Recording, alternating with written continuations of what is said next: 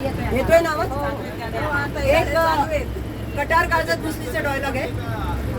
गर्दी आहे पण दर्दी रसिकांची, गर्दी आहे पण दर्दी रसिकांची.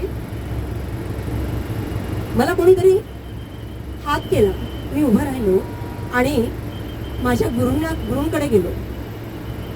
गुरूंनी मला आशीर्वाद दिला आणि मी स्टेजवर जाऊन बसलो. वीणा घेऊन वाजवायला सुरुवात करणार इतक्यात समोरच्या रसिकांची सभा बघून माझं मन धास्तावलं. मला कसं तरी व्हायला लागलं की गाणं कसं म्हणणार. अधीर झालो मी, मला सुचत नव्हतं काही. पण डोळे बंद केले आणि मला येत ते सार सार त्या गाण्यात होतलं, अख्खा माझा जीव देखील. मला वेळेचं भान नव्हतंच मुळी. पण केव्हा तरी एकदा माझं गाणं थांबलं आणि समोर बघतो तो काय, टाळ्यांचा कडकडाट नाही, सगळी निरभ्र शांतता, कारण सगळेच भारावलेले. आणि मी उठलो. गुरूंचे गुरु आणि उस्तादांचा उस्ताद माझ्या शेजारी आले, माझ्या पाठीवर हात ठेवला आणि मला म्हणाले, गाते रहो, जीते रहो, गाते रहो, जीते रहो, गाते रहो.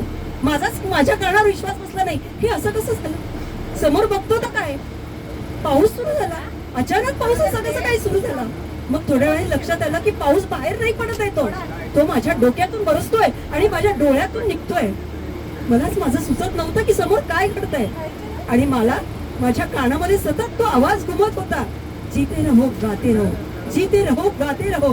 कारण माझ्या रोमामध्ये ते बसलं होतं, मला समजत नव्हतं. आणि खरंच मला गाता येतं याचा एक आनंद होत होता. जरी ना खरंच जगावं ना, तर प्रत्येक कलाकाराने त्या क्षणासाठी जगावं. आणि तो क्षण प्रत्येक कलाकाराला उच्च पातळीवर नेऊन ठेवतो आणि त्याच्या रोमात, त्याच्या मनात, आणि त्याला सतत वाटत राहतं की आपण ना या जगात सर्वात मोठे आहोत. आणि सर्वात मोठं करणारे एकच गोष्ट असते, ते म्हणजे कलाकाराला त्याची कला. म्हणून या कलेला नमस्कार असावा सर्वांचा. क्या बात है, क्या बात है, क्या बात है, क्या बात है.